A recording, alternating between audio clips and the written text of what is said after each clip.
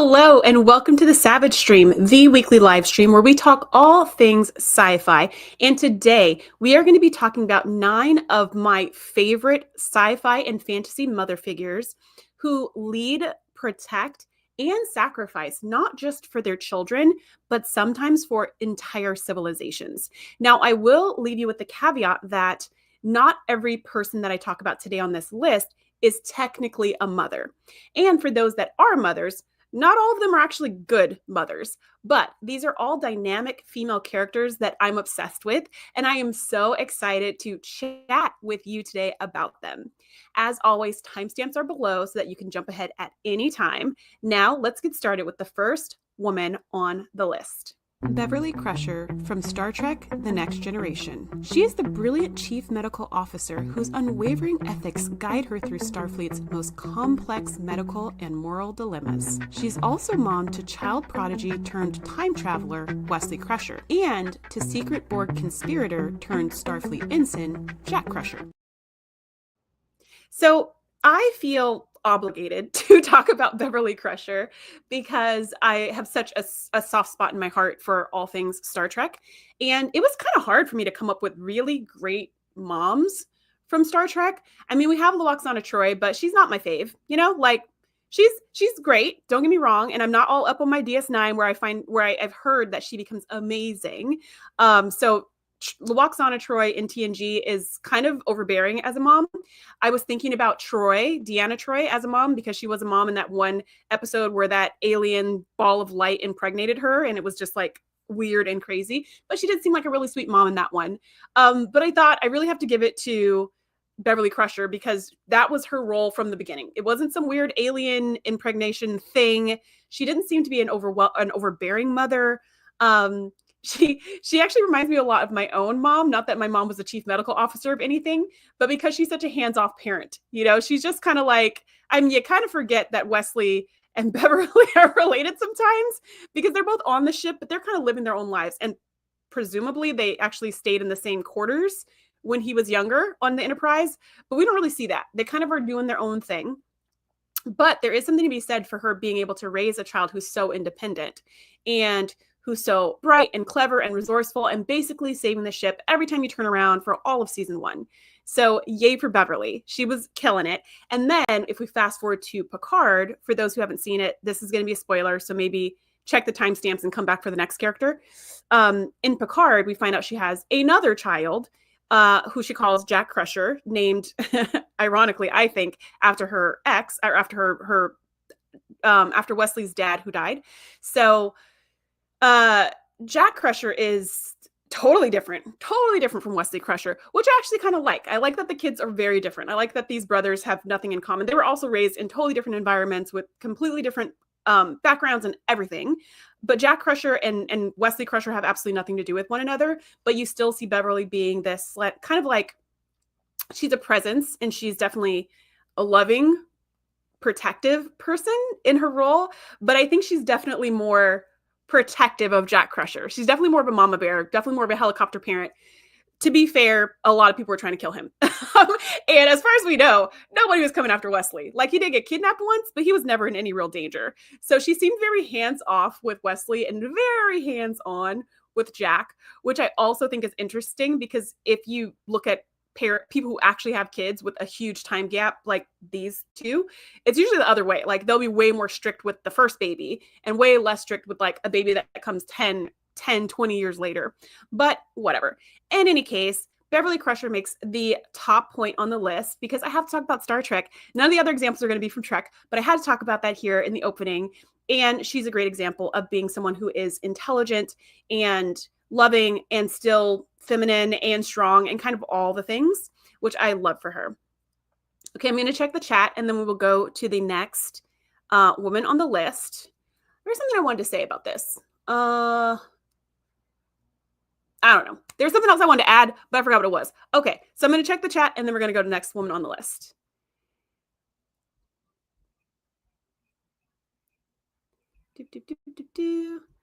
Okay, it's everybody saying hello. Thanks, Wingrace. Wingrace loves the art.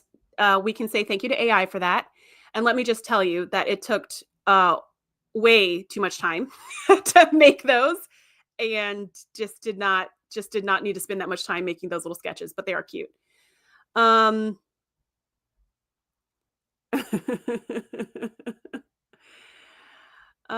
okay. So Nadia says it makes sense that Beverly would be protective of Jack given who his dad is. Exactly. Given who his dad is and given the fact that there were a whole bunch of people after Jack Crusher. And I don't know, like, I don't totally remember what happened in Picard, if she knew who was after him from the beginning. Like, we did find out at the end of season 3 why these people were after him. And it kind of all gets revealed because Deanna Troi does some like hypnosis session with him and goes into his mind and whatever. But before that point, I don't know if she knew who was after him or if she just knew people were after him. And I have a vague recollection that she thought people were after him to get to his dad, not like after him for his own sake, I think. But it's kind of fuzzy because I've only seen Picard one time and I'm not watching it again. I might, but I haven't yet. DJ Magic says, Crusher, I think, made a better second-time mom with Jack versus with Wesley. But that's more likely due to the writing of her character. It just seemed like there was a whole lot of, oh, Wesley lines in TNG. Yeah, I think that's fair that Wesley was very much, it's really interesting because if you go back to watch the first couple of episodes of TNG, Picard's all like, I don't want kids on my bridge and get this kid out of here and shut up Wesley and all this stuff. But it's like this ship has a ton of kids. Wesley is not the only child on the entire Enterprise. But in the first few episodes, they kind of try to play it like that. Like he's the only child and it's so strange to have a child here. And why is he all up in my business and all up in my space? But there was like a plethora of children. There's a whole school, a daycare and everything on the ship. So it's not like Wesley was the only kid. So it is kind of weird to your point that there was a lot of like, get out of here, Wesley lines when it, as if he was the only child and therefore being a child, he was just such a nuisance. And honestly, Wesley was the opposite of a nuisance. He was like the easiest going kid. I mean, if anything, he's going to rewire something in your house and make it run better. Like there was just no reason to be hard on that kid. Like he wasn't doing anything to anyone. Nadia says, I thought she was a great mom to Wesley, except for the bizarre absence in season 2. No way I would leave my kid on a ship light years away for a whole year, prodigy or not. And also, Nadia, I guess it depends on how old the kid is, because I don't remember how old Wesley was supposed to be at that time, maybe 16, 15, 16. So it might also depend on that. Like if your kid is closer to 18 or if your kid's closer to like 12, you know what I mean? Which one you'd be more comfortable being like, okay, let me let you go on your own. But yeah, if my kid was 16, I don't know, but then again, they're in the military, and without having all these kids on the ship, they wouldn't be able to see their kids. So their kids would be left at home, with family or whatever, while they're out on their tours. But I would feel I would feel a lot more comfortable with my kid on Earth than with my kid on the Enterprise, because the Enterprise was nuts. So I was going into danger and battle and stuff. I'm not having my kid facing down the Borg, and I'm over here at Starfleet Medical. Like, no, we're all going. And they wanted to keep Wesley on the show, even though Beverly, the actress who played Beverly left the show. But like the idea that he's on the front lines of danger and she's like way far away, working is just like crazy to me. And they had this whole thing where Wesley was like, I don't know, should I stay or should I go? If my kid's only like 15 or 16, yeah, we're going. We're going. This is not, I'd be like, we are going. Pack your bags. We are going. But if my kid's like 18 or 17, 17 and a half, if he's basically an adult, I can't force him. But I would very much want him to not be on the front lines out there, with these other, who was supposed to take care of him, by the way? Riker, I think. Yeah. We got a super chat for Shut Up Wesley. Poor Wesley. Poor Wesley. Everybody had it in for that kid. And then Nadia says, with Jack, she didn't really have to split her time and focus between her career and Jack. Apparently with Jack, she didn't have nothing else to do but pay attention to Jack. Apparently. Like, I don't think we get a ton of backstory about what else she was doing in her life, but it seemed like that was her one and only focus. And there was like nothing else. So he got a lot of mommy time, but it also doesn't seem like he had, I don't know. I mean, he went to college and stuff. So I guess he had some kind of normal upbringing. I'm not really sure. Yeah. So Nadia says, how weird was it to never see Wesley and Picard when they introduced his brother? Yes. And I know you haven't seen Prodigy yet, but Wesley does meet the brother in Prodigy for like a hot second when the brother is like in the crib. like barely being born. There is a scene where Wesley visits with his mom and she goes, "There's somebody you should meet." And she opens the door and it's like a crib. And then there's like a little baby gurgle sound. You don't actually see the baby. And then she's like, "This is your brother." And he's like, "Wow," which I don't know. I think it was supposed to be a really moving moment, but the point is they addressed it somewhere in the canon that knowledge was shared. Um, I know DJ Magic says Wesley was busy on Prodigy during Picard. Yeah, I don't know what was going on. Nadia says, "Nope, my 15, 16, 17-year-old kid would not be light years away from me. Maybe I'm a mama bear, but no." They meet the freaking Borg in season 2. Oh, they did meet the Borg in season 2. Wesley totally could have been assimilated. If you go, there will be trouble. What are you talking about? Oh, if you stay, there will be trouble. Robbie says, "I want the Wesley and Riker adventures." Do you though? Do you? DJ Magic says, "I can see her leaving Wesley on the Enterprise versus at the Academy." You know how many Academy parties he'd be going to? None. This is Wesley. None. Probably. At least on the ship, you got a bunch of dads there to keep him in check. But do you want it to be Riker? I don't know. Maybe I'd like saddle him with Data or something. Nadia says, "Man, I have got to find a way to watch Prodigy." I know it's super cute. It's super cute. I don't know how you're going to get it up in Canada, but it's a super cute show. Okay. Yes. Oh my gosh. Same.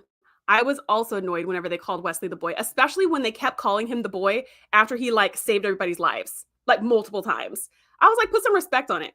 At least call him Wesley. Like, put some respect. He just saved your life yesterday. He has a name and you know what it is. Anyways, now let's go to the second woman on the list. Joyce Byers from Stranger Things. She is a fiercely devoted mother whose determination borders on obsessive when it comes to protecting her children, especially when no one else believes her. Her instincts and emotional resilience make her a driving force against the supernatural events plaguing Hawkins. Okay, so I'm obsessed with Stranger Things. This show was so fun when it first came out. And it was a phenomenon, right? It was one of those things like Lost or something. One of those things that it comes out, it seems like everybody's watching it, everyone's talking about it.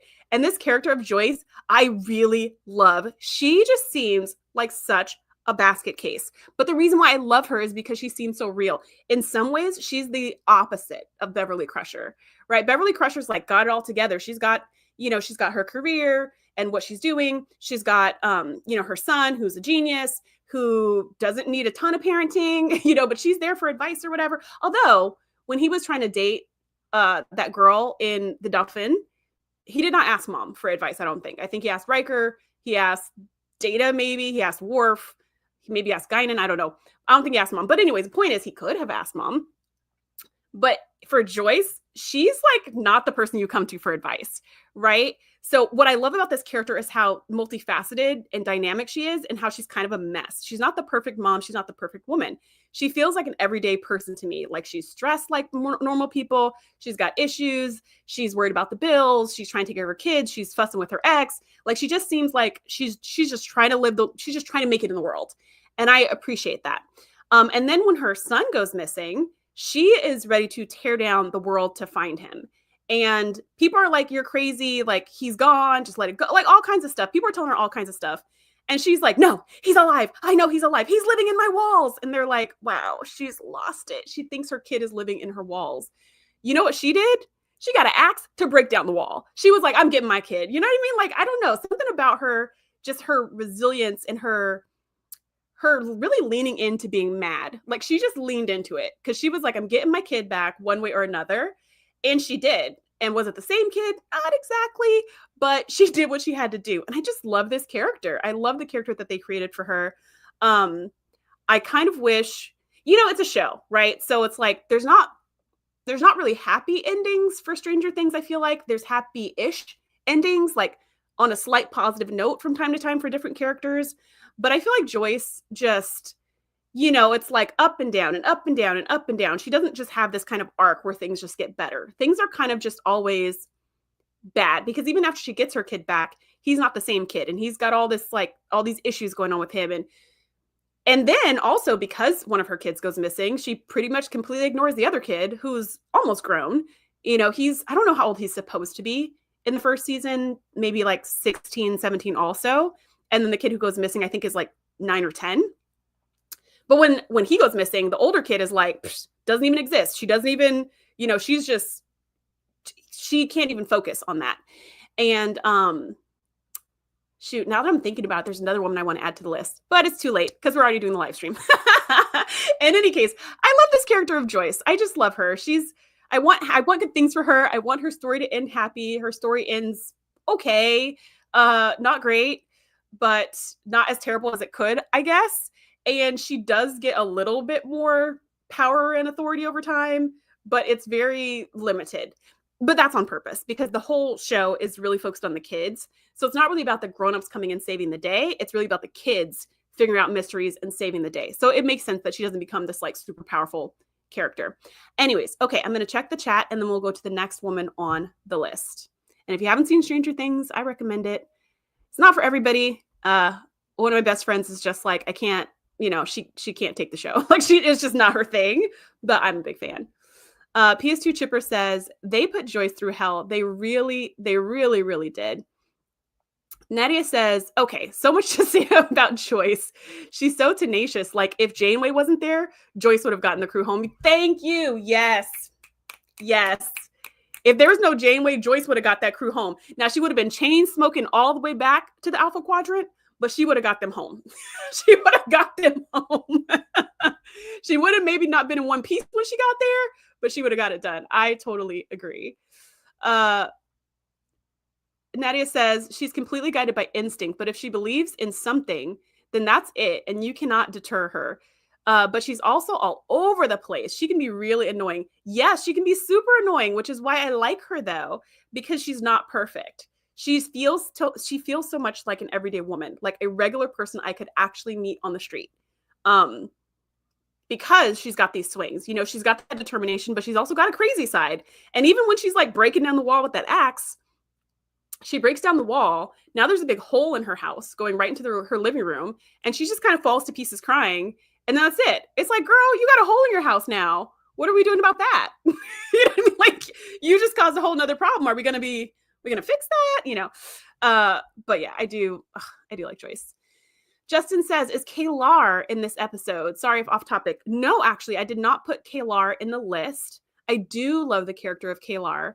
But instead, my Star Trek pick was Beverly Crusher. Okay. All right. That's fair. So Wingrace says the Dolphin episode was actually in season 2, so he couldn't ask his mom for advice because she was not on the ship. Thank you for that. Because I was just like, why didn't he ask her? That would have been the first person. I think the first person he went to was Geordi. I was like, really? We're going, Geordi? That's going to be your first stop? But okay, that makes more sense. Nadia says, okay, thinking about Voyager again. So between Joyce and Beverly, who gets them home? Or do they both? I think Joyce gets them home, maybe not in one piece, and Beverly settles them with the 39ers. That is a really good question. Or Beverly would settle them somewhere else and make a super successful society. I don't know. That's a good question. That'd be a good question for Dustin if he was here. Who would make a better Captain Janeway to get the crew of Voyager home? Would it be Beverly or would it be Joyce? I think Joyce would be a wrecking ball as a commander, like as a captain.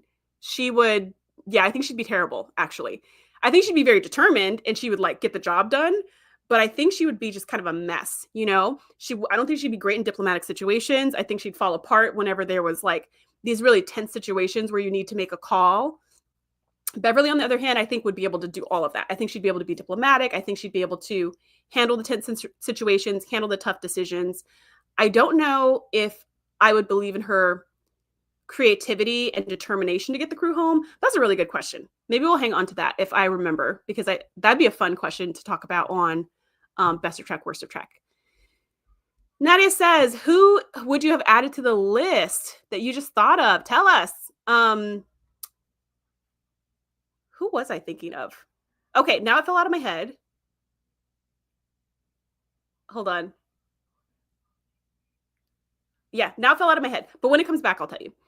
DJ Magic says they got Joyce at her lowest point and proceeded to say, "Hold my beer," and then push her further. She tore down the wall like it was the Berlin Wall.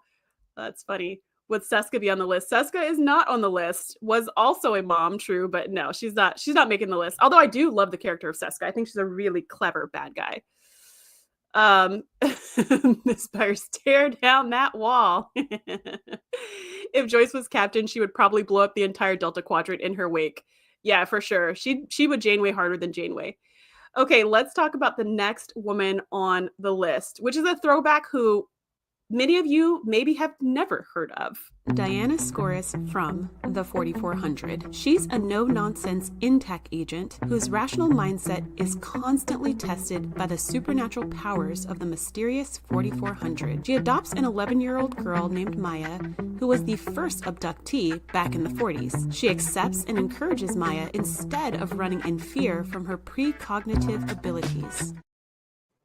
This is one of my favorite shows from back in the day. Like, so good. I don't even know where you could find it streaming, but it's worth Googling. The name of the show is The 4400. So what happened is over a period of 50 years, I think, people went missing. So, you know, when you get when there's like missing persons alerts and stuff, all these people went missing over years and years and years of time from all over the place. And then on one particular day, it turned out to be 4,400 people that went missing. On one particular day, they were all returned in one spot by some random lake in Seattle or something like that. So they all returned. And then everybody was like, what's going on? Who are these people? And the people don't remember either. So they're like, what's going on? Why are we at this lake? Who are these people? They don't know what's going on either. They don't know how long they've been missing. And here's the crazy thing. When they get returned, they're all the exact same ages that they were when they went missing. So some of the people were abducted like a month ago. Some of the people, though, like this little girl, Maya, was abducted in the 40s. And so she comes in, she's wearing her cute little like 40s outfit. Everything in her mind is from the 40s. So she's like totally a fish out of water. So all these people show up, and then the government, which is the INTAC, that's who Diana works for, the government like keeps all these people in quarantine because they're trying to figure out what happened. Who are the, like, what happened? What's going on? And none of them have any memory of what's happened to them. Okay. So they're like, we can't just keep them in prison forever. That's not right. So they kind of, you know, they have to release the people, but they keep a good eye on them. You know, they're tracking them and like looking at their movements. Well, it turns out every single person who got sent back now has a supernatural ability, but their abilities get turned on randomly. Like they don't know they have an ability until suddenly it clicks on. So like one guy can start earthquakes. And he doesn't know that until he gets in a fight and then an earthquake happens. And he's like, that was weird. And then he starts to be like, wait a minute. And now he can like start earthquakes. For Maya, she has precognitive abilities. So she can see the future and she can't control it either. It just kind of happens. And it can be triggered by anything, and it can be about anything. And it can be the far future. It can be something that's going to happen in 5 minutes, or it can be what someone's going to say next. She can't really control it. No one can control it. So some of these people go on to be extremely dangerous characters with their abilities. Like they go around robbing banks or like, you know, serial killing or whatever. Others are totally harmless. Like they can make flowers grow. You know, like it's just like their superpower is super mundane and simple and sweet. And it's a whole range. So the show is so fun because each and every episode they're following a particular character who's discovering their abilities. So anyways, Diana doesn't have kids or she's not married or any of that stuff. But this little girl, Maya, they have to find a home for her because she's one of the youngest abductees who have been returned. And her family's like long dead, right? Because it's been like a long, long, long time. I think she has the only living relative is maybe like a sister or an aunt or something like that. But they're like 87 years old or something like that. I don't know. So she needs to be adopted. So she's staying with all these foster families, but the foster families keep getting weirded out by her because she can see the future. So she'll say stuff or like do stuff and it just weirds them out when it comes true. So like they keep sending her back and sending her back. And then Diana eventually says, I will take her. And she is the sweetest little girl. And Diana's just like, 4C all you want. You know, she has no issues with it. And she just takes her in and loves her and supports her and encourages her and nurtures her. And it's just the sweetest. It's the sweetest thing. It's like the most beautiful relationship. And the show, if you like a show like X-Files, or if you like a show like Warehouse 13, you will like the 4400 because it's kind of like an X-Files. It's like two cops or two federal agents who are going around solving mysteries or whatever. It's got that little bit of conspiracy theory thing going that X-Files has, but it's also got kind of like a fun, lighthearted side, like Warehouse 13. And I like to call it like the most dramatic soap opera version of sci-fi I've ever seen. Because this show, the 4400, is like so soap opera. People are just like, I don't know, it's like a small town, and everyone's hooking up with everyone, and there's like lies and betrayal, and it is intense. It's just like watching a soap opera, but with the backdrop of like supernatural abilities and all of this other stuff. Highly recommend it. Got canceled after 3 seasons, ends on a little bit of a cliffhanger, but for the most part, they wrap up the big storylines. Highly recommend. Okay, I'm going to check the chat, and then we will go to the next person on the list. Mr. Captain 93 says, hey guys, man, there's a lot of sci-fi I need to watch. I only vaguely know of some of these characters. Yeah, I very much recommend the 4400 because I love it. I just think it's such a fun show. Robert says, pretty good show, but I'm more of a fan of the 44 than the 100. You know what? I didn't finish season 1 of the 100 because it just got that also is like a total soap opera. It just got too intense. It literally got too intense for me. I was like, just what happens to these kids? What happens to these kids? Just tell me. Like, I couldn't even take it anymore. And I forget, it was, maybe it was like episode 7 or something like that out of 10. And I was just like, I can't do this show anymore. It was too stressful. So I never finished. And I think they had several seasons after that. But I said, you know what? Maybe that show's not for me.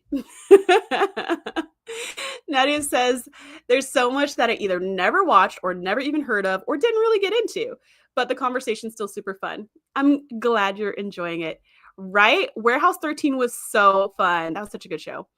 I only watched Eureka because I watched Warehouse 13 and it was like recommended. And I was like, okay, I'll check the show out. And then I was like, oh my gosh, I love the show. Like, I should have watched both. I ruined your joke, maybe by talking about an actual show called The 100. Well, that's what I thought you were talking about. Yeah, Eureka was so fun. And that had a really satisfying ending. So at least on Eureka, they knew the show was getting canceled. Like, they clearly knew the show was getting canceled and they wrapped it up in a nice little bow, which I appreciate. Yeah, they're in the same. Yeah, that's the only reason I watched Eureka is because of the crossover episodes with Warehouse 13. And I was like, who are these people and what happened to the other episode? And that's how I found it. Because I was like, why are they only doing like part 1? What happens after this? When Grace says, Warehouse 13 and Eureka were a great cinematic universe. Alphas was okay, but not as good. I agree with you 100%. I also liked Alphas, but it didn't have the same, I don't know, hook, resonance. I'm not sure what. Something about it didn't keep me like as excited as Warehouse 13, which I was super into, or Eureka, which I just thought was fun.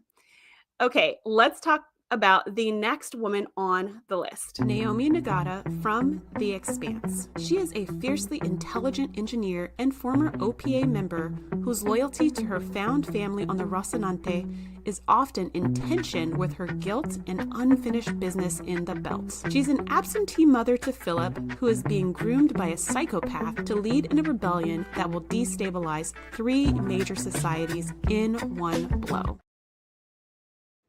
I'm obsessed with The Expanse, and I'm obsessed with Naomi Nagata. Like, the show is good. Well, okay, I was going to say the show is so good. Season 1 is really slow, but season 1 is like the setup for everything. And then maybe the last episode, maybe the second to last episode is where things get exciting and really pick up. And then kind of the story launches on from there. So at least for me, watching the whole first season, I think I was like doing my hair or something. That's the only reason I didn't turn from it, which I'm glad because I ended up really loving it. And then after the first 3 seasons, the other seasons weren't made yet. So I went back and I read the books, and oh my gosh, if you are a book reader or you love audiobooks like I do, highly recommend The Expanse. Incredible. One of my favorite book series of all time, like probably top 10. And I read a lot, by the way. Like, I read an insane amount. So it's really high on the list. So good. There's 4 main characters, and they follow their different. There's 4 main characters on the Rocinante, and the books kind of follow these 4 characters and their other people in their world across time and all their different adventures. And one of the characters is Naomi Nagata. She's incredible. She's an engineer, and she's kind of like a MacGyver or like a Scotty or like a Geordie or something, where she can just make things work. She can figure things out. Her and another character who are just like really gifted at that sort of thing. But the reason why she's on this list is not only because I love this show and I love this character, but because her story of motherhood is really heartbreaking.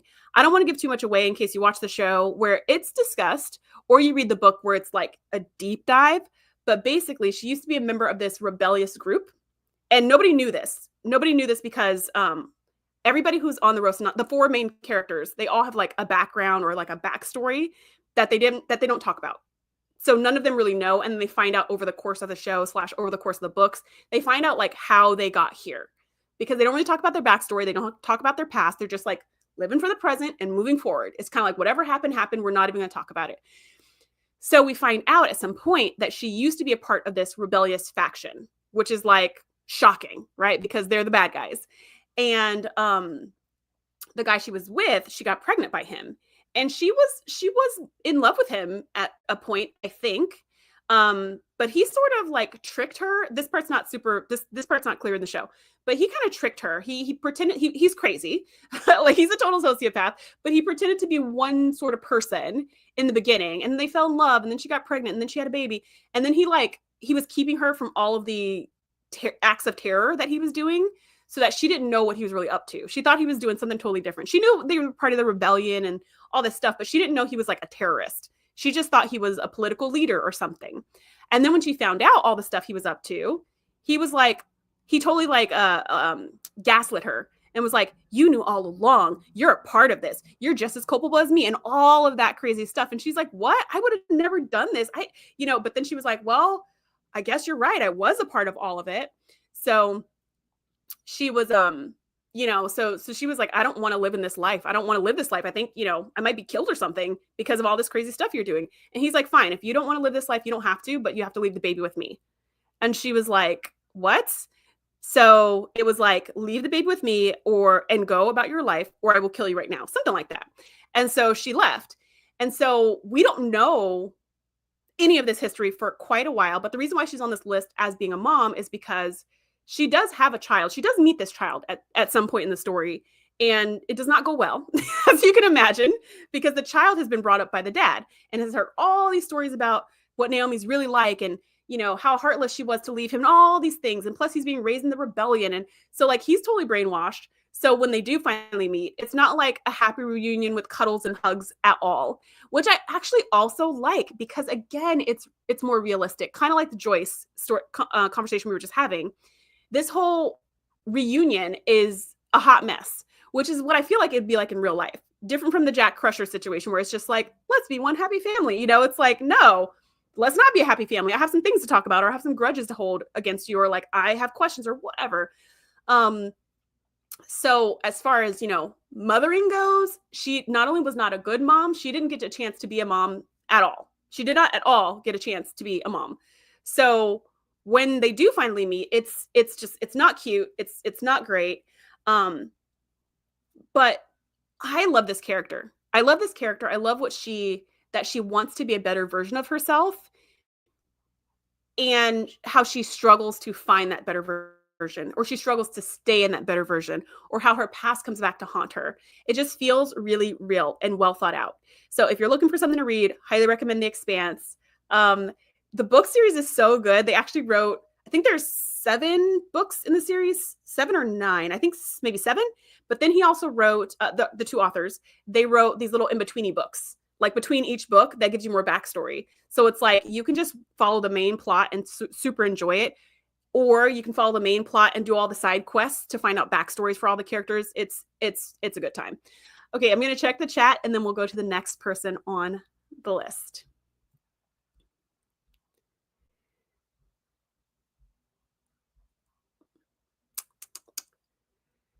So Nadia says, I think The Alphas was canceled too early. How many seasons did that show get? Did it get more than 1? I think it would have caught on if it was given time to get its footing. I don't remember watching more than 1 season, but I also don't remember finishing season 1. So I don't know how many seasons of The Alphas there were. And I think that was before streaming, right? Because I feel like I was watching it. I feel like I was watching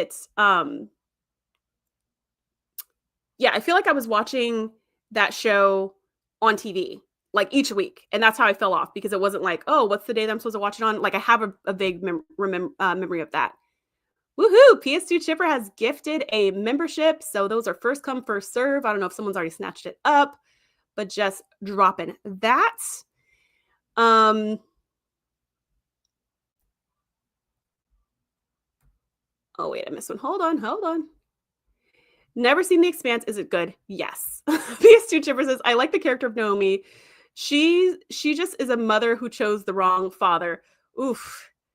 Oh, you can write a whole book on that. Somebody who chose the wrong partner to raise your kids with, or to have kids with, because you do not want to have your kids with a psycho. Nadia says, I have to find the books. Yeah, books are so good. Wingrace says, the reason I stopped The Expanse is because I didn't get into the first few episodes. I guess I'll have to try it again. So let me tell you something, Wingrace. The first few episodes are so slow, and then you keep going and it keeps being slow. Then you're just like, why am I watching this show? And then it finally picks up at like, it's, you know, the last breath.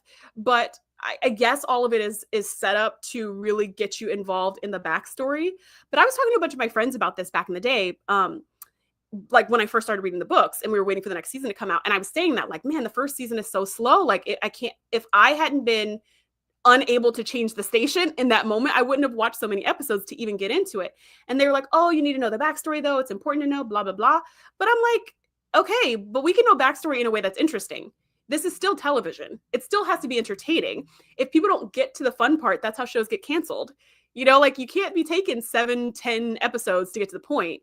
You really got to pack that into like episode 2 or 3 so that people are like, okay, you don't have to reveal everything, but you got to give us something, some reason to keep watching. Which reminds me, for everybody who watched the live stream last week and I talked about Altered Carbon, same thing.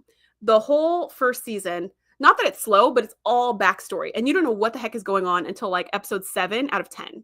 Then it gives you a flashback and it explains things. So again, I feel like that was a missed opportunity. Like episode 7 should have definitely been episode 3. So you're like, okay, here's what's going on. This is giving me context. Now I understand the rest of the story. But because they leave it so late, I could see a lot of people not making it to that point. They can't really get into the show because they're spending 7 whole episodes going, what is going on and why does this matter? So that's just a little note for the networks. The crazy normie white tea says, I also need to watch The Expanse. Yeah, Randall says The Expanse is a slow burn. Nicely done. Yes. PS2 Chipper says, I've seen every episode of The Expanse and I need to rewatch them and then read the books. Highly recommend the books. PS2 Chipper says, BS, Naomi was just a fool. You think so? I don't think I would use the word fool to describe Naomi because I think she was manipulated because that guy's a freaking psycho, but oh, so you think Naomi was willing in all of it. That is interesting. So that's why the rest of you need to read it, and then you can chime in, and we can see if that's true or not. There's an Expanse video game. Get the heck out of town. Is it fun? Did you play it? I don't know if I played that game. I have some big questions. Daddy says Alpha went for 2 seasons. Oh, okay. Yeah, I don't think I finished season 1. So I don't know what happened. I hope it didn't end on a cliffhanger. GJ Magic says, I stopped at the portals and didn't want to take the chance of that slow of a burn. Yeah, it's slow, but I do feel like it picked up, but that just may be me because I got more into it. But I do feel like the rest of the seasons are a lot faster and there's more things going on. But that whole first season is just like introducing you to the world or something. I don't know. I don't think we need that many episodes to be introduced. Set up a poll for Naomi Fool or not. Yeah, I will do that after more people are exposed to the actual show. Okay, let's go to the 5th person on the list. The widow from Into the Badlands. She is a strategic and charismatic baron who rises from abuse and injustice to become a revolutionary force in the Badlands. One of the few female barons, she is the mother figure who only trains women to rule and defend what's theirs. Unfortunately, she also starts to lose her way in her quest to recover her inner power. And by that, I mean her literal superpower. So I was obsessed with this show when it came out.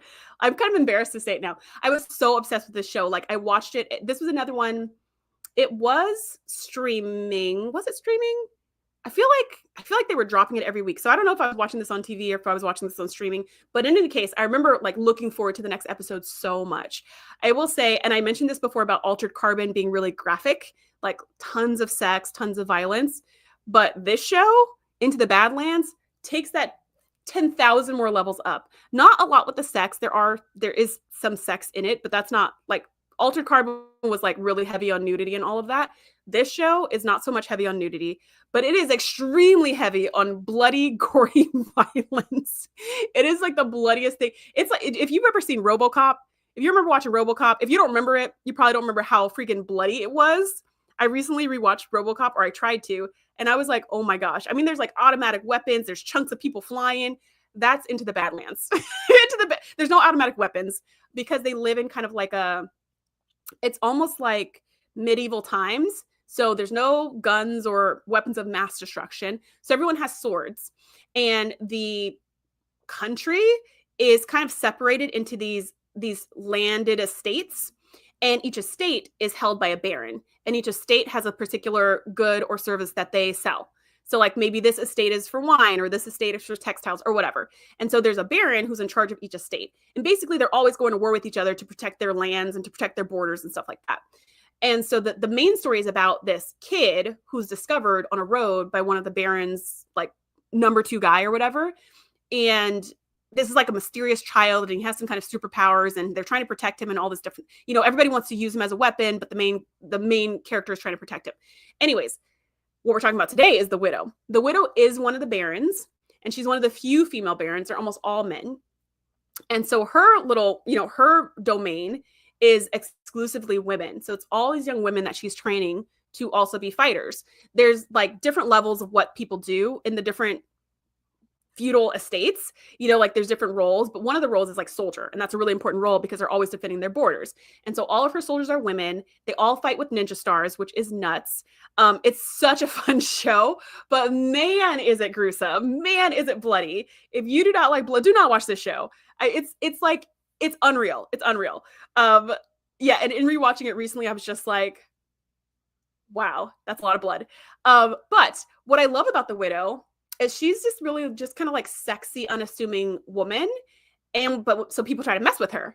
And when people try to mess with her, she slices them into little pieces. And she turns out to be this epic, incredible fighter. She is not a mother herself, but she is the mother figure to all of the people in her domain, in her realm. And while everybody else calls their baron, like Baron so-and-so, Baron so-and-so, everybody calls her mother, which I think is such a title of honor. Because they really feel like they're her daughters. And what happened was, in her estate, her husband used to be the baron. And she was, I think, like 14 or something when he married her, one of his many wives. And so, of course, there was like all kinds of abuse and craziness. And so eventually she murdered him and took over the entire estate. And that's why outside of her estate, she's called the widow. But on her estate, she's called mother. And so she's just... What I love about her character is, yes, she's ruthless because you have to be ruthless to be a baron, but she's ruthless for a reason.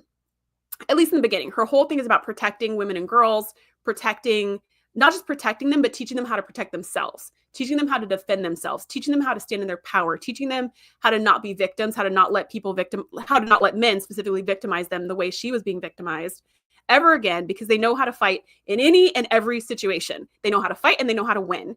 And, it's a really powerful story, but like I mentioned in that little clip, she does sort of lose her way because she also knows about this little boy with the superpowers, and she wants that as a weapon, and she wants access to the superpowers herself.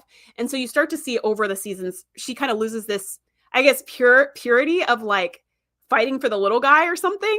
She loses that, and then it just becomes like this power-hungry mission, and she kind of turns into every other baron, which is what one of the other characters say. They're just like, every baron's a baron. Just because it's baron, unless you call her mother, doesn't mean she's not a baron. You know what I mean? She's all about money and power and all that stuff. And to be fair, that kind of makes sense, because if you want to stay a baron, you have to be ruthless, you have to be cunning, you have to be willing to cut some people up, you got to have security that you trust. I mean, there's a lot of things in place for you to stay a baron. So it actually kind of tracks. Okay, with that said, I'm going to check the chat, and then we're going to go to the next person on the list. Naya says, "Oh man, I never saw that either. I need to branch out. I will tell you, maybe don't watch this with your son in the room because it's like it's a lot. It's a lot." Another one I have not seen. So many I have not seen. Oh, look, I'm introducing you guys to some new sci-fi. I am so pumped about that. So excited to be introducing you to shows that I really adore. When I first watched Into the Badlands, I was like obsessed. When I rewatched it though, I was like, this isn't as good as I remember. But I didn't rewatch the whole thing. I only watched like 2 episodes and I was like, why was I into this show? Because I was so into it. So I don't know if there was like a timeline on it or where I was in my life, but I did feel like the story was really compelling and each of the characters was really interesting with what they were specifically going through, you know? Oh, look, PS2 Chipper has donated another membership. It is there for all who are actively in the chat right now to snatch up before it's gone. Crazy Normie YT says she's like a mama bear protecting her cubs. Yes, she is. And to watch the fighting, by the way, too, if you like, it's like a sci-fi martial arts story. So it's all martial arts because there's no, there's no guns or anything. So it's all swords, it's all knives, it's all ninja stars, it's like the fight scenes some of them are just beautifully choreographed. And some of them are just bloody, but some of them are really beautifully choreographed when it's like evenly matched fighters. And it's actually based off of I looked this up today because it looks kind of comic booky. It's based off of a 16th century Chinese novel called Journey to the West. So that story was kind of reimagined and turned into this show, which was canceled, but I do feel like it has a satisfying ending. Even though it does end on a bit of a cliffhanger, they wrap up every single thing they need to wrap up in that season. And then the cliffhanger is like opening another season. But at least I didn't feel like, oh my gosh, what's going to happen? I was just like, okay, now I know what happens to all these characters. Like, I can be done with it. So, oh, that's so interesting. I didn't know that. Dragon Ball is also based off Journey to the West. Apparently, it's like extremely popular novel. So maybe lots of things are based off of it. I just learned about it today. Okay, let's go to the next person on the list. Demerzel from Foundation.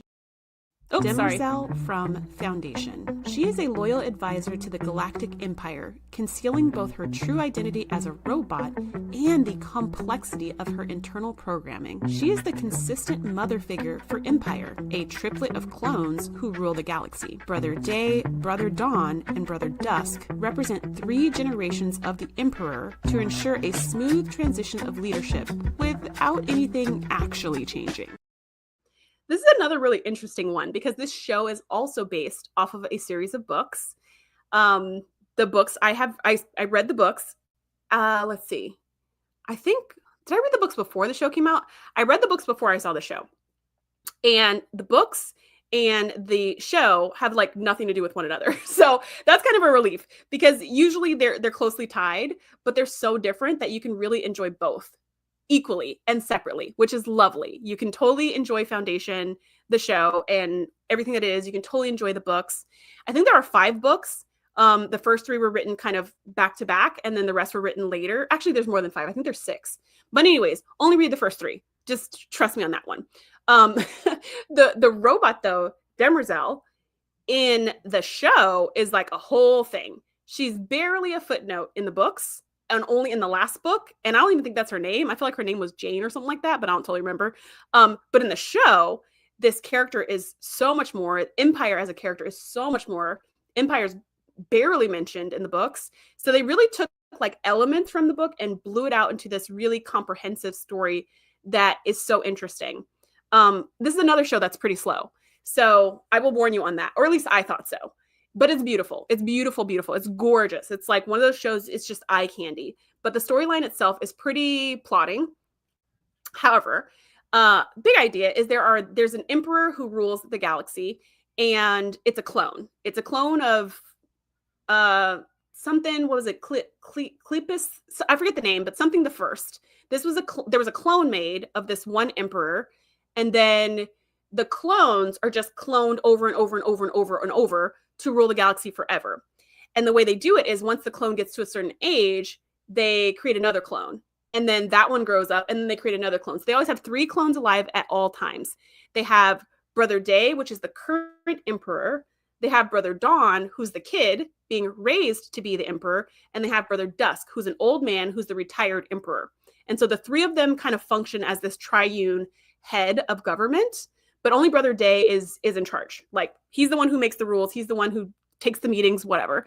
But they all suck. Like, they're all like really ruthless, mean people. And Demerzel, the robot, is the person who's in charge of caring for and teaching and training all of Empire. So she takes care of the kid version and kind of raises them until they're like the middle-aged version. And then they kind of, you know, the other emperors take over for the training. And then she keeps doing, so she keeps kind of like thawing out the clones and raising the new clones. So she's the mother figure to Empire. She's the mother figure to the entire Empire then, but she's a secret. So she's the one kind of pulling the strings behind the scenes, but she's not the one that really the people know about. She's one of many advisors or hangers-on of Empire. And so people don't really know that she's been the background training and protecting and raising and whatever this person for like hundreds of years. And it's really crazy too, because of course, Empire has a crush on her because she's beautiful. But then that's gross because like that's his mom. Like, I don't know. Okay, that gets really weird. But this character is awesome because even though she's a robot, she has way more hearts and emotion and concern for human life than Empire does, than any of the three. Like, she's more human than any of the three of them combined. Like, they're so heartless, they're so selfish, they're so self-centered, and they're supposed to be the ones in charge. And she's like, she does what they say because she has to, because she's programmed to obey them. But she doesn't do it happily. You know what I mean? When they want her to do something bad or wrong or crazy, she does it, but she's like sad about it because that's not what she wants to do. Yes, : drop a colon in the chat if you're excited about this. So this character is really great. Like, she's just kind of a sex bot in the books, which is dumb, but she's a really powerful character in the show, which I love. Like, I love how they've reimagined this character. Highly recommend reading the books, first three, and watching the show too. Like, the show's good. It's slow, but it's good. And I think they have 2 seasons or 3 seasons or something like that so far. I don't know if they're going to get another one. I think I read that they were working on it. So, you know, but just know it's kind of a slow burn. So maybe on that show, just like have something that you're doing while you're watching the show in the background. You know what I mean? Okay. So let me check the chat and then we'll go to the next person on the list.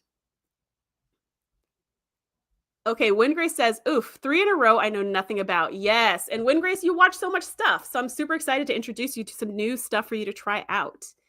Nadia says, I have never heard of this. I wonder if the name Demerzel comes from the French demoiselle, which means damsel, maiden, or young lady. Probably. They probably thought something clever in creating her name, because I honestly don't think she had a cool name in the book. I think she had a really regular name, but I don't really remember. Yes, you must assimilate more. There's so much there's so much good stuff in there. Wingrace is feeling like a big colon right now, which is so funny.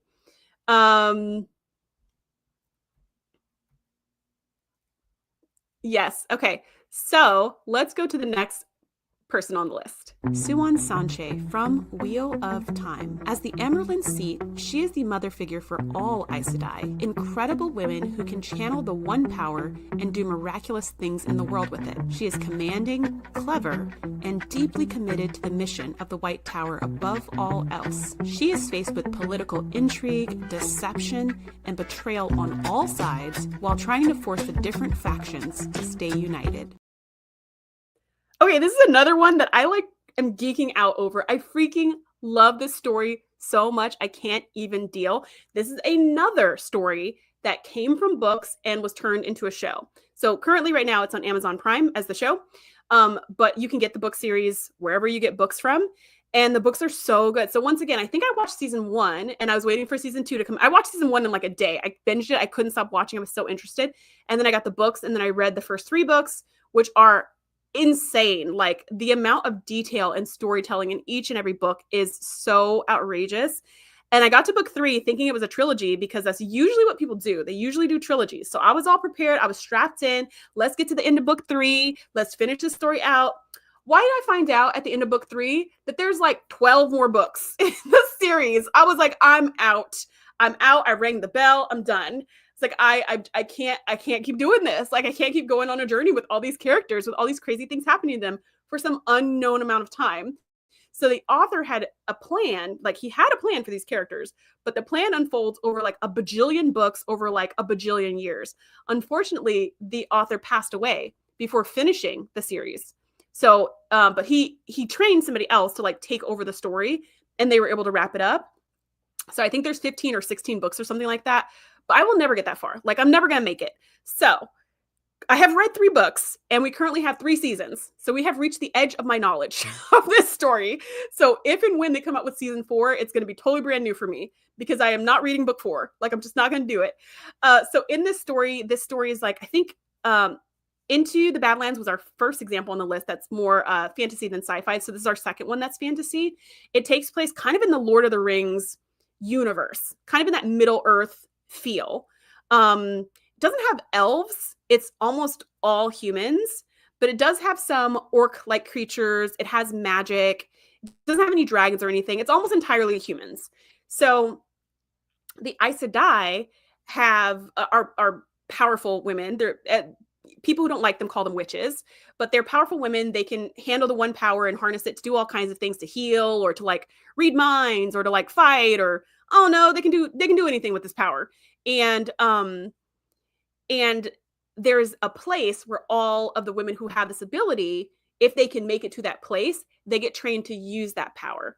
And that place is the White Tower. And so this character, Siuan Sanche, is the leader of the White Tower. It's an elected position. So she's kind of like the president of all the Aes Sedai. And her title is mother. So again, in this case, she's not a literal mother. She does not have children. I don't think any of the Aes Sedai can have children. Like, that's against their order or whatever. Kind of like nuns or something. They're not supposed to have children. So I think, I might be wrong about that, but I think they're not allowed to have children. And anyway, Siuan is the elected leader of all of the Aes Sedai. Now, the Aes Sedai have different factions depending on how they can use the one power. So there's like the yellows, and they all do medical healing. So they know everything about using the power for healing. Or then there's like the whites, and they all are like logic and something like that. And then there's like the browns, and they're all like archivists, and they know all the war and the history. And there's the reds, and they're like the militant arm of the Aes Sedai, and their whole job is just like finding men who can channel and destroying them, because only women can channel the power. If any man tries to channel it, they go crazy and kill everybody. So the Reds' job is just to hunt down men who can channel and get rid of them. So it's Siuan's job to try to like take all of these different factions who are fighting for power and bring peace and bring unity. At the same time, the world is facing this apocalyptic end, which is kind of where the story picks up. So she's trying to like fight the apocalypse and keep everybody together and rule her kingdom, but she's got to play the political game. Because if she does something wrong, then her position could be toppled by other people who want to become the new leader, the new mother of the Aes Sedai, the new head of the Amyrlin seat. And only one person could be in charge at a time. And I don't believe you can quit. I think that the head, the mother, can only release power when they die. I'm pretty sure. You can't just like retire. So it's always something unfortunate that happens, or maybe they die of old age, and then someone else gets elected to be the new leader. And they get elected by the other sisters, by the other Aes Sedai. So it's like, you really got to be good with playing the game. You really got to be good with politics. You really got to be good with building relationships. And there's all kinds of intrigue and crazy stuff going on. Siuan is such a great character. I don't even remember her in the books. Like, I don't even know if she was in the books. But to be fair, there's like 50 bajillion people in these books. These books are this thick. There's so many characters in the books. She may have been mentioned in passing at some point in one of the books. It is possible. But in the show, they really tease out a handful of these characters that you like blink and you miss it. They tease them out. They give them full backstories. They tie them in. And instead of like the books where it's bouncing from place to place to place and you're meeting so many characters, the show really contains the story to like a group of people, a group of friends, and then their adventures that they go on. They really like make the scope small, and they make the plot simple. So that way you can really focus on everything that's going on. Yeah, so freaking obsessed with this show. It's one of those shows that, like, this is completely unlike The Expanse, where it's a slow burn, or Altered Carbon, where you're like, I don't know what's going on for like 7 full episodes. This show, it had me hooked from the beginning. Like, as soon as you see magic coming out of people's hands and, like, you know, fire bombs and all this stuff, I was just like, I'm in. Let me watch this show. You still don't totally know what's going on because the Aes Sedai are tricky. So, like, they don't always tell you the truth, or like they don't always tell you everything, but you know something's going on. And you know, you have to decide as the viewer who you trust and who you don't trust. It's fascinating. It's just such an interesting story. I highly recommend, if you have not seen Wheel of Time and you like, if you mildly like Lord of the Rings, you know, like that era, that universe, I definitely recommend this show. Okay, I'm going to check the chat, and then we're going to hit the next character on the list, which you guys have probably all heard of this next one.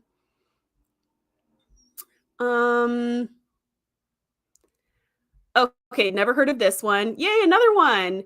I've heard of this, but I haven't watched it. Oh, it's so good. Nadia says, I love how many women of color are on this list. Okay, let me tell you something too about Wheel of Time with women of color. Here's one of the things, you know, there's so much I want to say that I'm trying to say it all at once. Okay, so a lot of times when a show goes from a book to a movie or a book to a TV show, it has to change because the written descriptions and the visual descriptions have to be different. Lots of things need to change. The characters need to change, the pacing needs to change, the story needs to be chopped up or shortened or whatever. And one of the only thing in this book series that I didn't super love is that every single character is white. And the way they distinguish them is like by the colors of their hair, like, oh, this group of people, they all have red hair. This group of people, they have blonde hair. This group of people, they have brown hair, you know? And it's kind of like, but you know, a lot of books are written by white authors, so their worlds are populated by white people. Totally makes sense. But when they reimagined this book series for TV, they changed all of that. The characters there's lots of people of color. There are also white characters, of course, like they're still in the show, of course. But the the love interest to the main guy, she is a native Australian, and so she's kind of like dark skinned, and her like bestie mentor is I think she's also Australian, but she's a Black woman, and there's like the head swordsman, he is an Asian man, and they just it just feels so inclusive. It feels like everybody lives in this world, not just one type of person. Everyone lives in this world and everyone works together, and it's beautiful, and I love it. And that's one of the things about the show that I love infinitely more than the books. Now, the books, on the other hand, have so much more story, right? The books are freaking thick. So I don't know how they take this much story and condense it into 10 episodes. I honestly don't know. They just have to hit the highlights, but the story goes into so much depth and so many twists and turns. So it's really satisfying from that point of view. But I freaking love the fact that they took the thoughtful time to really make the show feel inclusive. Also, the Aes Sedai can only be women. So whenever we're in the White Tower or whenever we're looking at the Aes Sedai, we just see tons and tons of women. And what I love, I was actually watching the director's behind the scenes chat or whatever.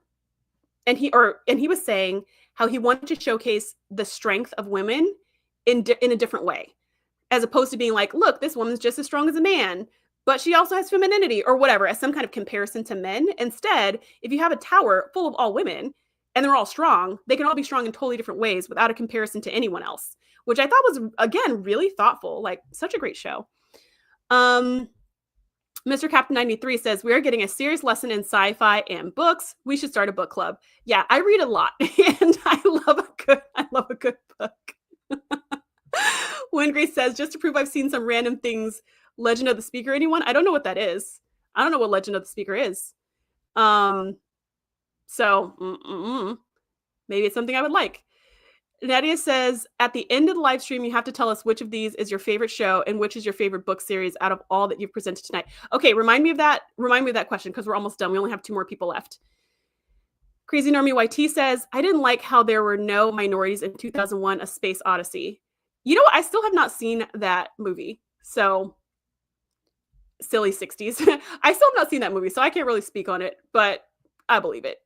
Okay, let's go to the next person on the list who you guys have probably all heard of. Molly Weasley from Harry Potter. She is the heart and soul of the Weasley household, balancing fierce maternal energy with a no-nonsense approach to protection and morality. She becomes a second mom to Harry Potter and gives him the nurturing and love that he's missed all his life. Though often underestimated, Molly consistently proves herself to be powerful and brave during the escalating war against darkness. So I am obsessed with Harry Potter. I know J.K. Rowling is not the best, but she created something really special. Like this story, this universe is really special. And I think maybe as an apology or something, in the Harry Potter game, there's so much diversity. There's so many different sexual orientations. There's so much like inclusivity in that. So I don't know if that was like an answer to we don't like align with her thoughts, but I'm not really sure. But in any case, I love that about the game, by the way. I was just like, oh my gosh, there's so like, again, I was like, everybody feels included in this game. Everybody's included in a world of magic. It just made my heart so happy. But to talk about Molly Weasley, I love this character. I love her so much. She is like the mom of all moms. She's got a million freaking kids, but she somehow manages to hold it all together. She is always kind of running around like a chicken with her head cut off, but she's got a million kids. Like it makes sense. And she's raised some pretty good kids. Like, I don't know how you could keep your sanity and raise good human beings when you've got like, just, you know, every time you turn around, it's a new kid like in the house. But I really love that she's able to balance it and manage it. And I love the way that she loves Harry. One of the things I really appreciate about Molly Weasley is she never talks trash about the Dursleys in front of Harry, which I just think is so respectful, because she could, because he wouldn't care. You know, he knows they're trash, right? So he would be like, yeah, they do suck. But she was always very cognizant to never talk bad about his guardians in front of him. And so whenever the Dursleys would be mentioned, she would just go, like she would just bite her tongue and not say anything. And just like, maybe she might make a face, but she would not say anything. And she would just do what needed to be done. Like, oh, Harry doesn't have the clothes he needs. Let's get you some clothes, dear. You know what I mean? Like she would, and I just appreciate that. I appreciate that. That takes a level of maturity and respect for another set of parents, even though those parents are trash. It's not about, I want to respect the parents. It's about, I want to respect this child and their upbringing and not make them feel bad about who raised them. Do you know what I mean? Like, I feel like that's where she was coming from. I don't want him to feel bad that this is the household he has to go back to. I don't want him to feel bad that he, you know, these are the people he's had to look up to. So we're not even going to mention them. We're just not even going to think about them. We're just going to bring you into our little, you know, family, and you're going to be like a son to me, and I'm going to treat you just like my boys. You know, like, and I don't know. I love that. And I always, something about that kind of like foster mom energy has always been so resonant with me. It's always just had a soft place in my heart. It's kind of like what I think of with that, you know, like the mom on the block where all the kids go over to her house, or like the parents that are like that, where everyone goes to their house because they're just like, for whatever reason, don't mind having a bunch of kids in their house, and they treat all the kids like their family. I love that. I think that's really sweet. That's really precious. And I think that's Molly Weasley. The only time she wasn't like super lovey-dovey was the one time when there were some lies being told about Harry, that he was dating Hermione, and then Hermione broke his heart to go date Victor Crumb and all that. And then she was like really cold towards Hermione. And like, she still sent her a little Easter present, but she sent everybody like a dragon-sized egg for Easter. And she sent Hermione like a robin-sized egg for Easter. And then she was like really cold towards Hermione when they met for Christmas, until Harry was like, she's not my girlfriend. She was never my girlfriend. That was a total lie. And then she's like, oh yeah, no, I never believed that anyways. And then she was all like cuddly and sweet with Hermione again. So this is the only time when she wasn't super motherly, you know, and she iced out one of the kids. But for the most part, like, those kids were her kids, you know? She would have done anything for them. She would have gone to bat for them just like any of her own. And I just love her for that. I love her for that. Okay. I'm going to check the chats, and then we'll go to the last person on the list. Nadia says, I have never heard of her. Just kidding. I love Molly Weasley. Like, another one I've never heard of before. This is, I think, yeah, this is our last one from the fantasy category, and then our next person is from Sci-Fi again. Thank you, Randall. This quality artwork of the women. This artwork is care of ChatGPT and Dolly. So we can say thank you to AI for creating these really cute sketches that I will never do again, because it took way too long to do them, and they're not all they're not all accurate, but whatever. They're cute. We're here. Let's keep it moving. Nadia says, exactly. All the Weasley kids have great qualities and are brave. Even the really snotty one. Why am I blanking on his name? I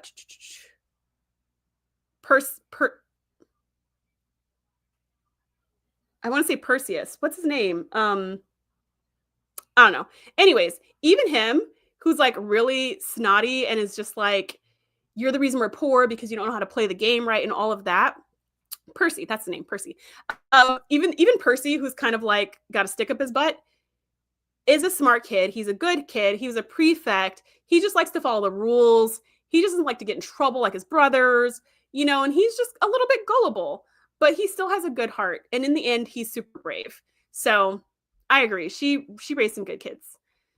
PS2 Tripper says it was 1960s movies filmed in England.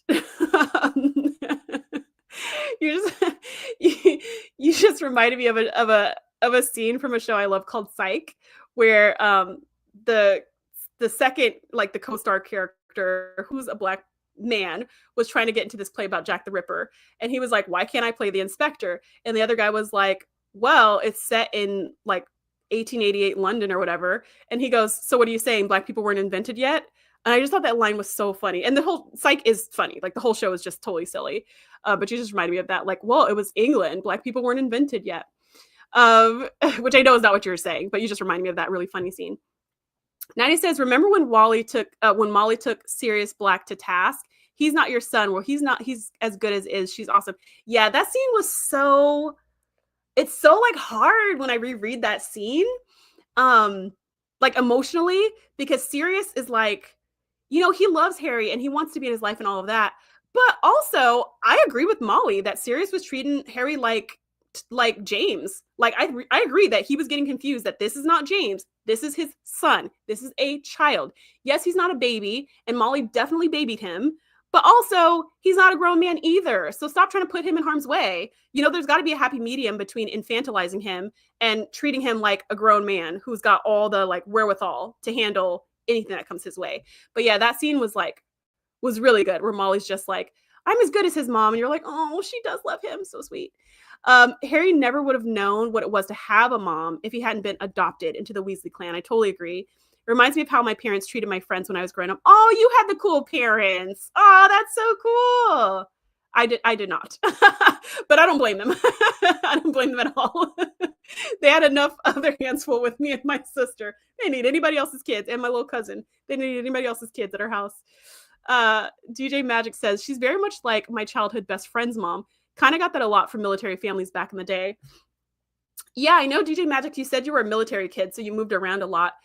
It's really cool that you got to experience at some point, you know, a mom, like a mother figure who wasn't your mom, but who like loves you like a mom. And I think that's really special. Like, they don't always have to be blood related to give you that feeling of just like nurture and care and protection. And also they're going to take you to task when they need to. They're also going to discipline you. Like, all of that to me is love. PS2 Chipper says, I've never read or seen a Harry Potter book or movie. Okay, so then for you, you don't know what I'm talking about. That's totally fine. Yes, Percy. Yeah, it took me a minute to get to that name. Oh no, you couldn't get into Psych. It's pretty silly. It's a pretty silly show. So if you didn't get into it after a couple of episodes, you're not going to get into it. That is literally the show for 7 seasons. It is that. It does not change. That is the silly show. Yes, it was Burton Guster. Yes, and it was in the movie. Yeah, Psych the movie. Psych the musical is what it was called, which is like my favorite episode. It's a movie, but it's my favorite episode of all of Psych because it's funny and they're singing. Yes, Windgrace has seen things. Wow, PS2 Tripper's only seen 30 minutes of the first movie. That's wild. That's wild. Oh, that's sweet. Now that your kid's 10. You know what? I started reading Harry Potter, I think, in middle school. But honestly, like, at least Hagrid's lines and stuff, I feel like they were not kid-friendly. Like, they're very hard to read, that thick accent in written form, in my opinion. So reading it to him is wonderful, because then he doesn't have to struggle through trying to, like, figure out what Hagrid's actually saying. Crazy Normie read them religiously as a kid. Randall says, since an AI made the drawings, it did not have to show skill like a human. Should I take some credit back? No, I mean, I think the drawings are beautiful. I think they're great. They're just not all like the actual character. But they look great. They look really cool. And literally I said, make it a drawing, and it did that. And I was like, ooh, a drawing with colored pencil? That's not even what I was thinking. So PS2 Chipper says, I have never read any Lord of the Rings or seen the movies. So Lord of the Rings is another one of my favorite book trilogies of all time. However, while the books have so much more story and detail, it also has a lot of singing, a lot of poetry, and a lot of tangents, and a lot of stuff going on that really takes away from the actual main story. Like, so many times I'm like, Tolkien, let's go, buddy. Like, there is a dragon over there. Why are we talking about the grass? Why are we singing a song? Like, the whole story's over there. So for Lord of the Rings, I'd probably say watch the movies. I'd probably say just watch the movie. You don't have to read. Like, I love the books, but I'd probably say just watch the movies. The movies are themselves ridiculously long, and the books are just that much longer. So yeah, if you're into that sort of thing, or if you want to be into that sort of thing, I would say watch the movies. If you're not into that sort of thing, you might also not like Wheel of Time. Yes, Tom Bombadil. Yet another example of, I was going to say the nonsense, but it's not nonsense because it is part of the story. But like, I am so glad they took Tom Bombadil out of the movie. Like, that whole scene, everything about that, let's just take that out. I am very glad for that. Okay, now let's go to the last person on the list. Laura Roslin from Battlestar Galactica. She transforms from an unprepared Secretary of Education into a ruthless president during humanity's flight from extinction. She becomes a mother figure for all humanity, and her greatest strength is her vision and willingness to make the hard decisions, even when they compromise her ideals. Her leadership style is not shaped by ambition, but instead by necessity, sacrifice, and doing what's best for the greater good. Battlestar Galactica, amazing. It is one of the only shows I can think of that had a really incredible first season, that had a really incredible pilot, that was great from the very beginning. Very few shows are like that. Most shows, almost all shows, have a rocky start in their first season. And then they sort of find their footing, and they get a little bit better, and then they kind of get their groove. And then by the second season, it's like, okay, here we go, Like, that is typically what I expect. So if the first episode's good or good enough, then I'm like, okay, cool, let's watch another episode. And like, I'll keep giving it chances and then wait for it to kind of pick up. Battlestar Galactica was not that. From the first episode, I was in. Like, I was just like, I need to watch this. And second episode, third episode, fourth episode, fifth, I was like, oh my gosh, like, how are they doing this? How are they not, slowing down or I mean, the storytelling is just, it's masterful. It's masterful. And this character, Laura Roslin, is incredible. So, quick backstory for anyone who's not familiar with Battlestar Galactica. At this time, the human race is spread over 12 planets, and they get attacked by these robots called Cylons. The Cylons have advanced. The Cylons have been gone for 40 years. There's like a big Cylon-human war 40 years ago, and we haven't really heard from the Cylons too much since. But now we find out that the Cylons look exactly like humans. They're indistinguishable from humans. And the Cylons attack all 12 planets. And they attack all the ships. They take them down with some kind of like virus or something that takes off their systems. But there's a handful of humans on this Battlestar, this big like warship that's super old. Maybe the ship is from 40 years ago. I don't remember. But the ship is super old, and it's about to be decommissioned and like put into some kind of ship museum. And so there's people on the ship who are like dedicating the ship and, saying goodbye to the ship one last time and all of this. And that's when all hell breaks loose and the war starts, and all these ships are being taken down from this viral attack. But this ship, because it's so freaking old, is completely unaffected, and they're able to jump away, kind of like warp speed. They're able to jump away, and they're like, oh my gosh, what just happened? Like, what's going on with the human race? What's going on with the planets? What's going on with this? What's going on with that? And they're trying to like find their way. And while they're trying to figure it out, the Cylons jump right behind them and start attacking. And they're like, oh, they found us. And so they jump again, and they jump again, and they jump again. And so the whole story is about humans trying to survive when the Cylons are trying to wipe them out. And because everything was attacked all at once, the president was killed in that attack, as well as the vice president and whoever's under the vice president and whoever's under that person. So it's like it went down the chain of command all the way until it got to the Secretary of Education, which is Laura Roslin. So it's like the whole government was wiped out until the Secretary of Education. And so they somehow figured this out and they were like, all right, you're now the president of like what's left of humanity, which is this ship and like a handful of other little ships. And she was just like, okay. And imagine being put in that position where it's like already such a traumatic situation, but now she's like the leader of the free world of what's left of it. And so she has to make all these decisions that she maybe doesn't even agree with morally or personally, but they are the decision that will keep the human race going, right? And so it's so good. It's so beautifully done. And I'm going to get to the chat, but I did see somebody mention Admiral Adama, and Admiral Adama is in charge of the military arm of this whole situation, and Laura Roslin's in charge of like the political arm, like the policies and rules and things like that. And I feel like Adama definitely brings this dad energy, just like Laura brings this mom energy. Adama actually has kids. Roslin does not have kids. I don't think she's ever had kids, but I don't totally remember if she's like lost kids, but I don't think so. I don't think she's ever had kids. I don't totally remember. Maybe let me know in the chat if you remember that. Adama has kids. He has 2 sons. One son died. His other son is on the ship with him, and he's grown. So they don't have like little kids, but they both bring this like parental energy, and they kind of balance each other out to be like the mother and father of humanity. And it's so fascinating, so interesting. And I love this character of Laura Roslin because the way she leads, she doesn't lead from ambition. She doesn't lead from wanting power. She doesn't lead from wanting everybody to follow her. She doesn't lead from cruelty, even though she could. And sometimes she's straight up ruthless. Like she'll airlock a mofo if she needs to, but she doesn't do it out of malice. She does it like, this is protecting my people, airlock. You know what I mean? Like she does it very clear-minded. Whatever she does is very clear-minded. It's never emotional. It's never because she's so mad or so upset or whatever that she makes these crazy decisions. She like really thinks through it. She listens to her advisors, and then she's like, airlock or whatever needs to happen. Like then she makes the decision. She makes the call. She makes the tough calls, and she like does what she needs to do to try to protect the human race. She is an incredible character. All of Battlestar Galactica, well, I was going to say all the characters I love, but I don't love all the characters. But I like quite a few of them. Some of the characters I'm like, ugh. But I like quite a few of the characters. And I do love the way that women are shown in different types of power in the show. So there's Roslin and the way she leads. There's Starbuck and her crazy self. And it's like women could be dirtbags just like men could be. That's pretty much Starbuck. I love Starbuck, but she's a mess. She's a hot mess.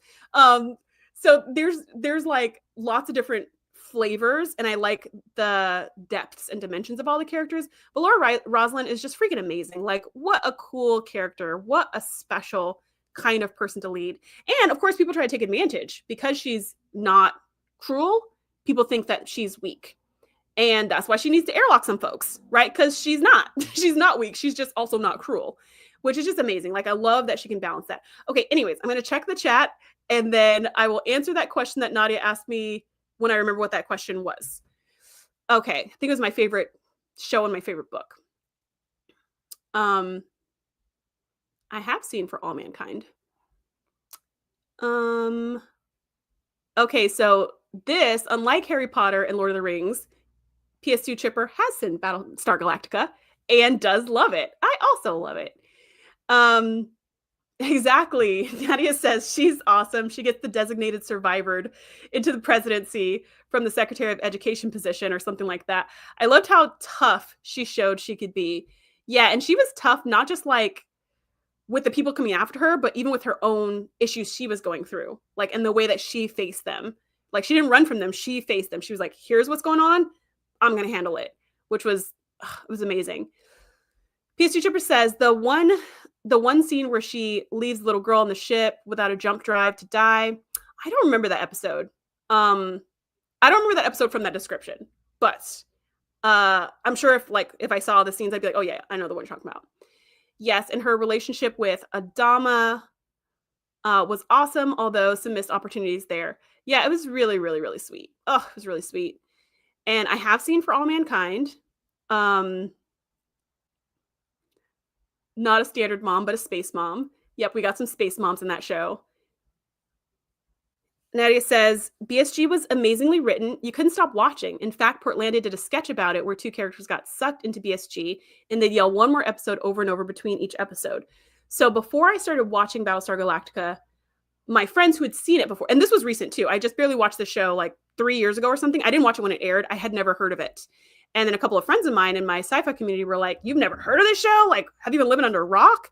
And I was like, rude. But then when I watched the show, I was like, oh my gosh, you're right. How have I never seen this show? But before we started watching the very first episode, they sent that Portlandia clip to all of us who had never seen the show. And they were like, this is going to be you. Trust me. And I was like, okay. And then we watched it and I was like, oh yeah, this is totally, I mean, we watched them one episode a week. So we watched them like as if they were airing live. I think it took us like 18 months or something to get through the whole show, watching one a week. But yes, it was absolutely like that Portlandia clip. Absolutely. Like we wanted to go ahead so badly, but it was nice that we had time to like marinate and sit and think about it without just like binging it. And then we got to chat about it after each and every episode. And then we got to make our predictions of who we thought were Cylons. And that was super fun. PS2 Chipper says, I believe they use a space folding technology. They have instant access to any part of the universe that is known. Yeah, I think so too. And I think they call it the LT drive or the LTR drive or something like that. It was like light something.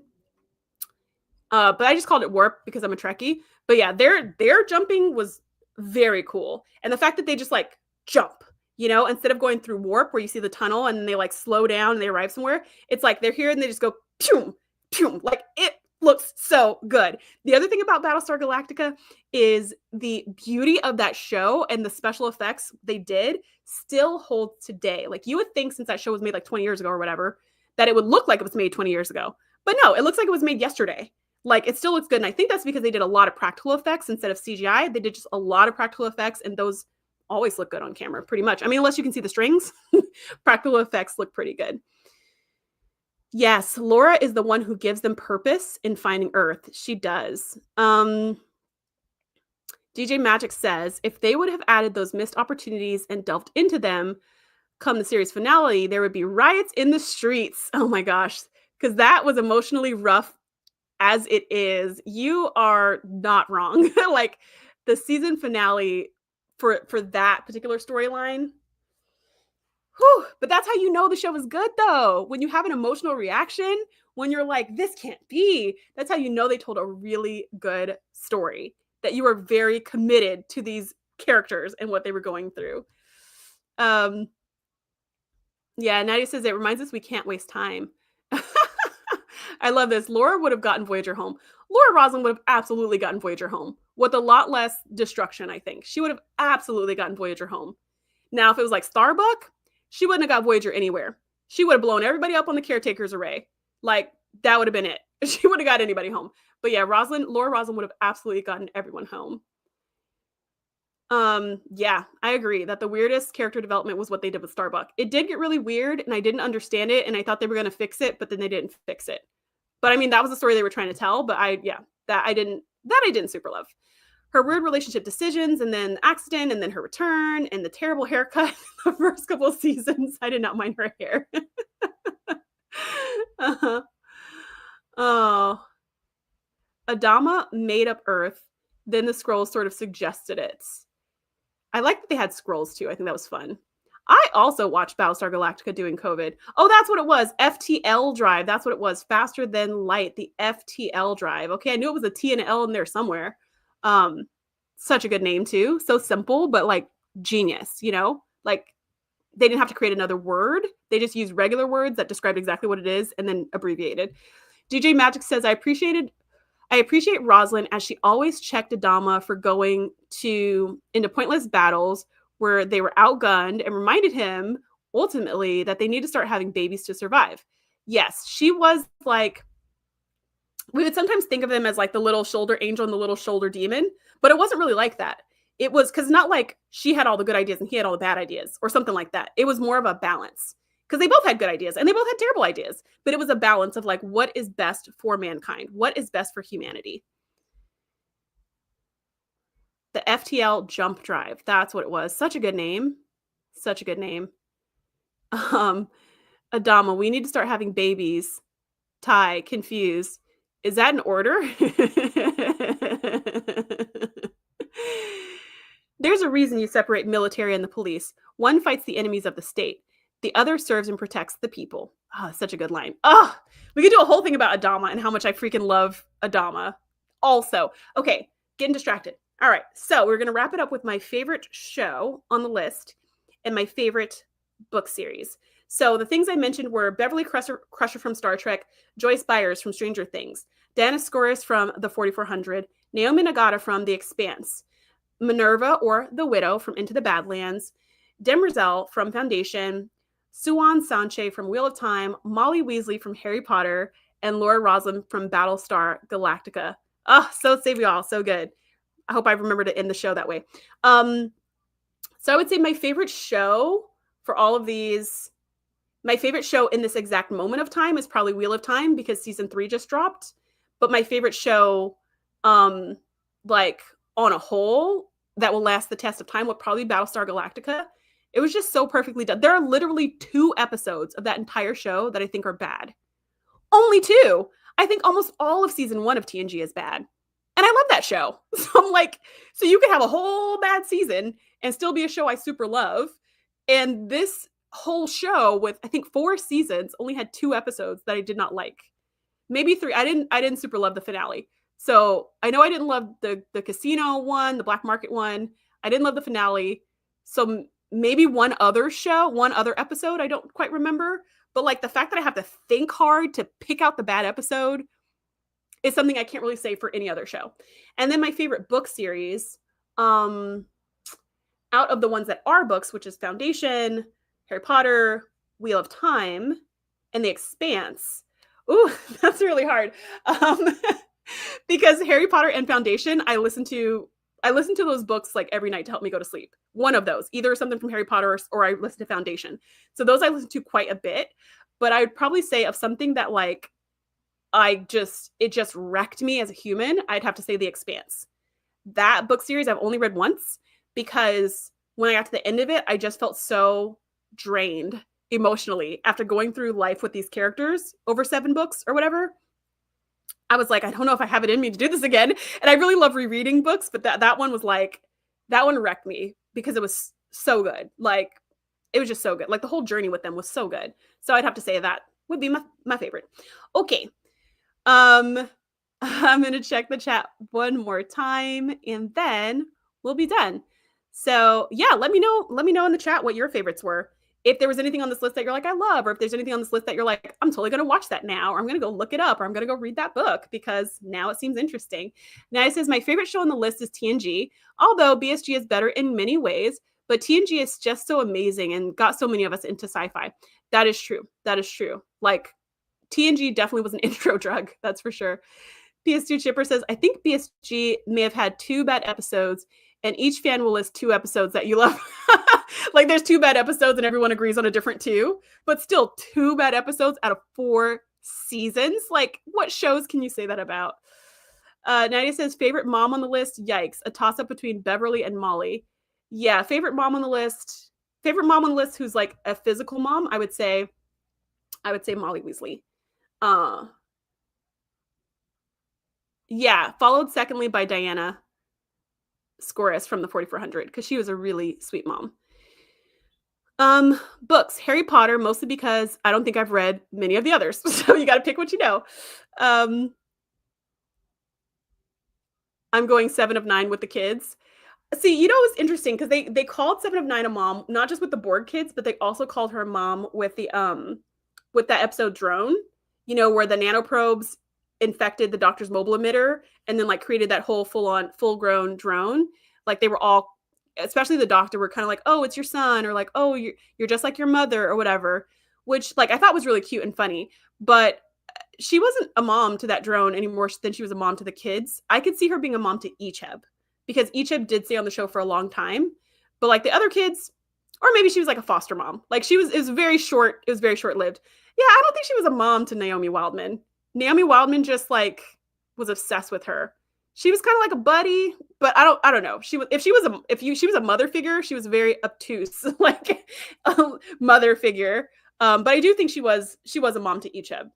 And she was a better mom to Icheb than Icheb's mom because she was a mess. Yes, she was trying to protect her people, but like by serving up her son, maybe there was another way. Yeah, that's fair.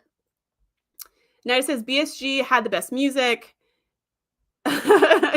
Yeah, BSG did have good music, But I can't really like compare BSG with TNG in that way because it's like totally different, right? BSG was like a space opera, thing, and did I say TNG? BSG was a space opera thing, and totally dramatic and dark and apocalyptic. TNG was none of that.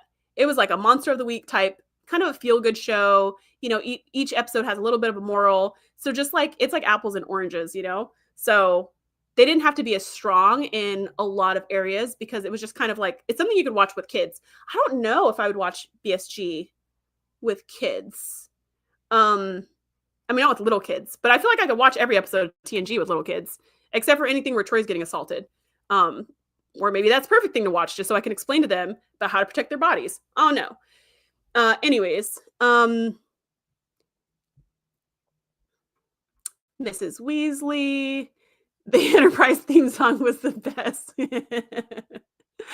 Okay, so I want to say thank you to everybody who joined on the live stream. Thank you to everybody who's watching the replay. If I did not name one of your favorite mothers from science fiction or fantasy, or if I did not name one of your favorite mother figures, like maybe they didn't technically birth children, but they were a mother figure, let me know in the comments below. And I will see you next week where we will be talking about, I'll tell you next week. I'll see you then. Night, everybody.